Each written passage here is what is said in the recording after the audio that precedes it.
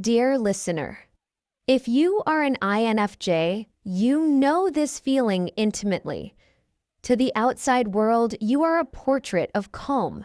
You are the listener, the peacemaker, the one who absorbs the emotional chaos of others and returns a sense of order and understanding.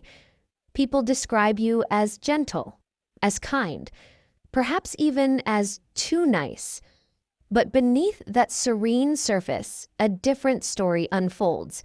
A story you rarely, if ever, share.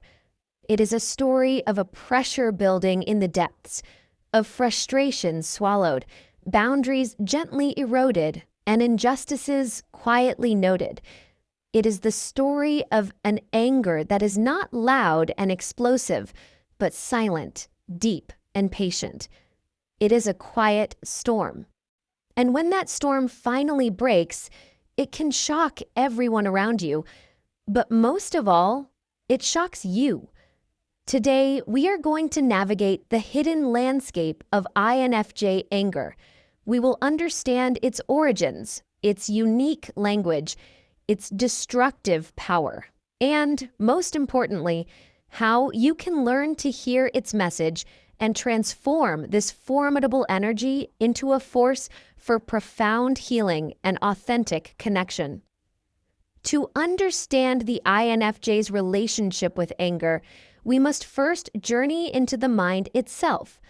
The INFJ cognitive stack: introverted intuition, NI, extroverted feeling, FE, introverted thinking, TI, and extroverted sensing, SE, creates a unique and often conflicting internal battlefield.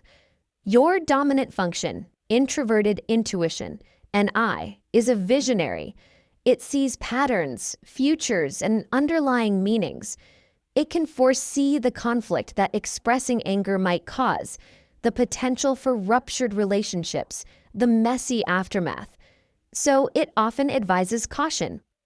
But the real gatekeeper is your auxiliary function, extroverted feeling, FE.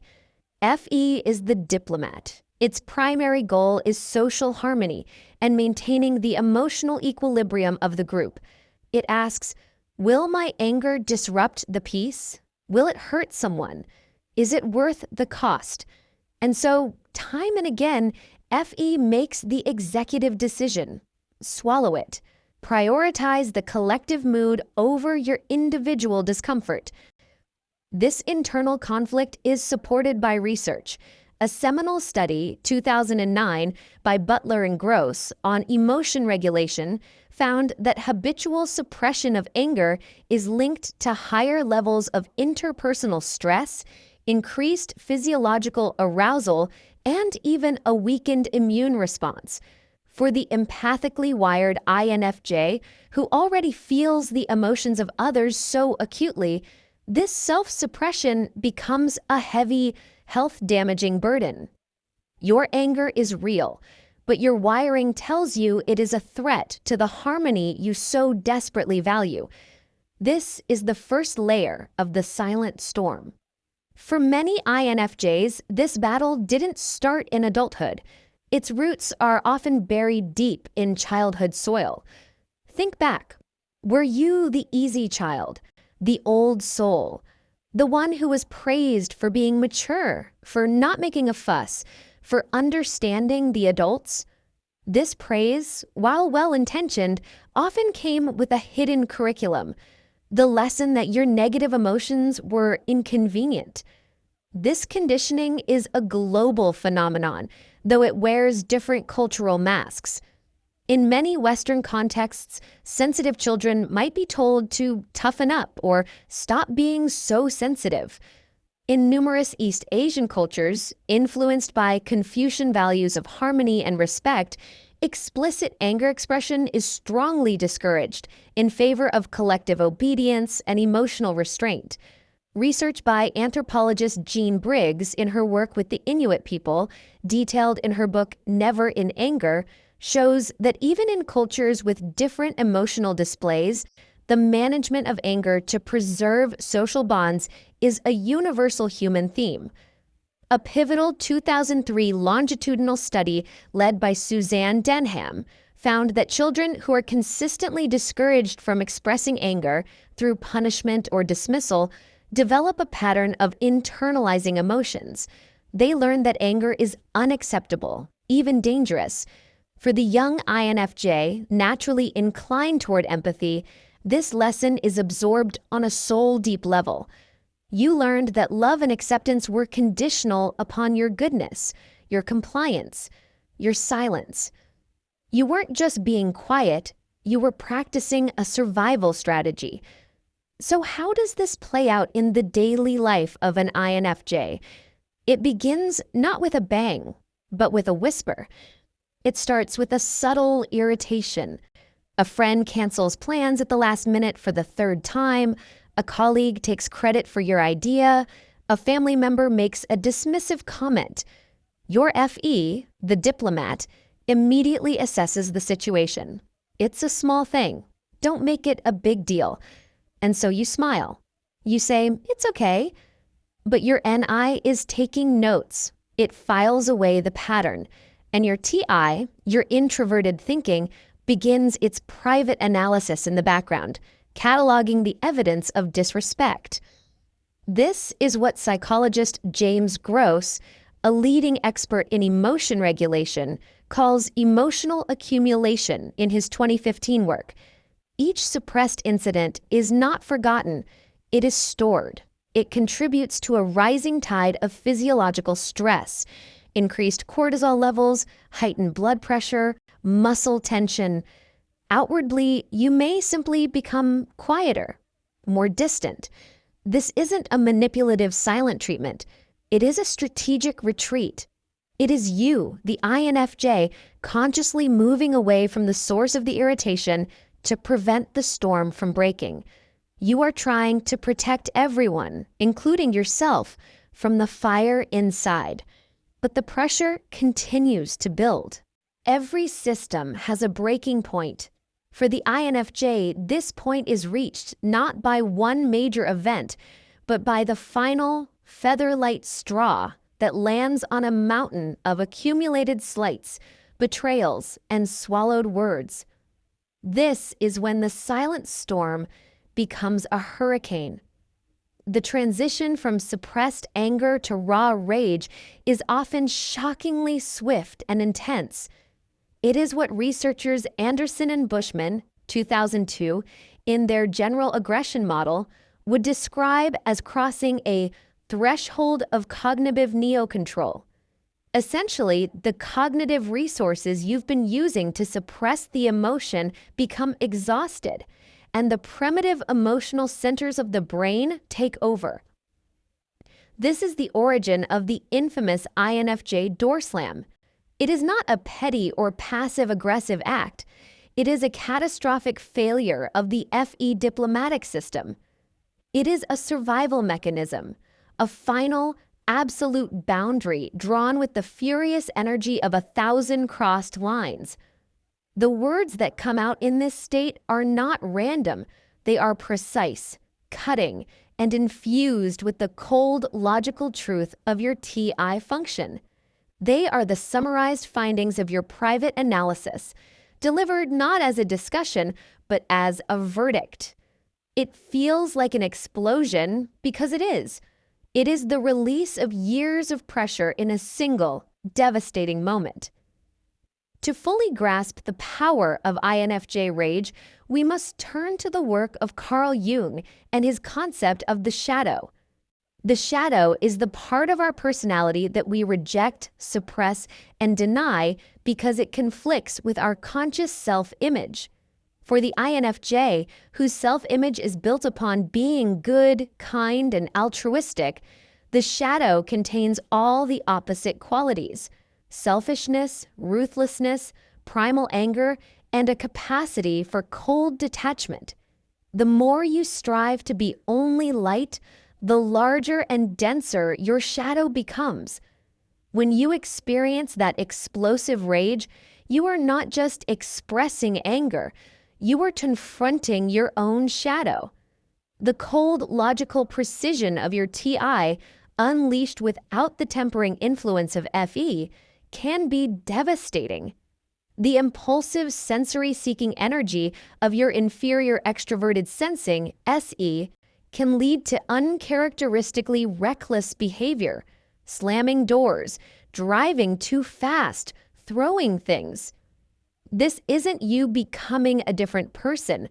It is the disowned parts of you, the shadow, erupting into consciousness with a force proportional to how long it has been imprisoned. A 2017 study in the Journal of Personality and Social Psychology on ego depletion and self-control supports this, showing that the longer we suppress aspects of ourselves, the more powerfully they can re-emerge in uncontrolled ways. The rage is terrifying because it shows you a part of yourself you have spent a lifetime running from. But here is the turning point, the crucial moment of healing. Your anger is not the enemy. Your rage is not a monster. They are messengers. Anger, as defined by psychologists like Harriet Lerner, The Dance of Anger, 1985, and Ronald Potter Ephron, Working with Anger, 2001, is a core emotion that signals a boundary violation, an injustice, or a need that is not being met. For the INFJ, your anger is the clearest signal you will ever get that something in your world is out of alignment with your deepest values.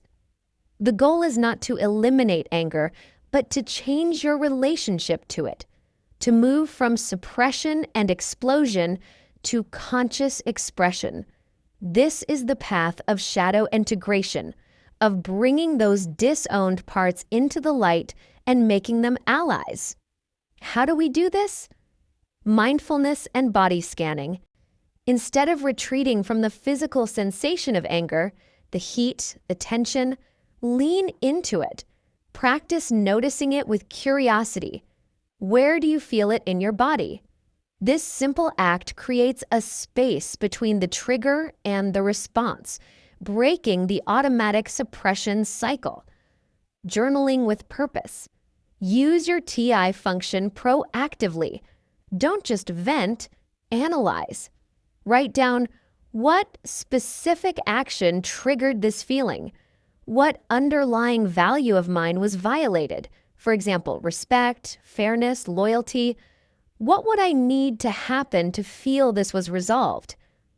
Preemptive communication. This is the master skill.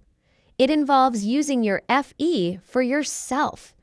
Before you reach breaking point, practice gentle but firm statements. I feel frustrated when plans are changed last minute because I value my time and commitment. In the future, I'd appreciate a bit more notice.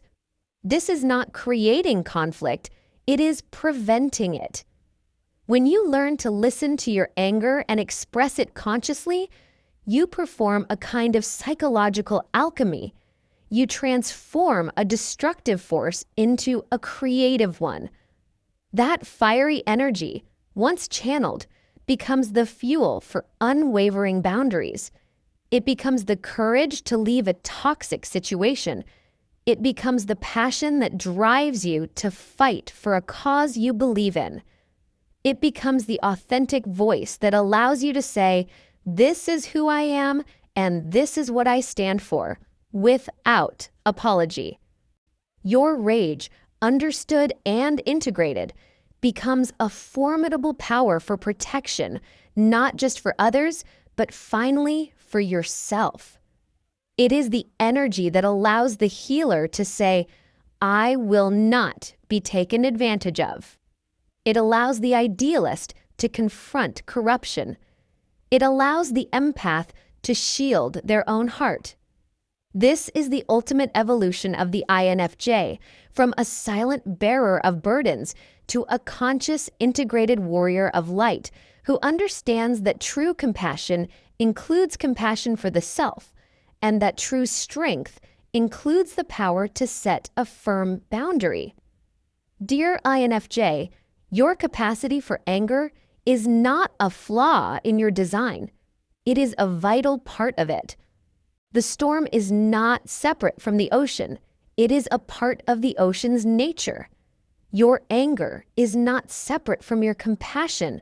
It is the fierce and protective aspect of your love.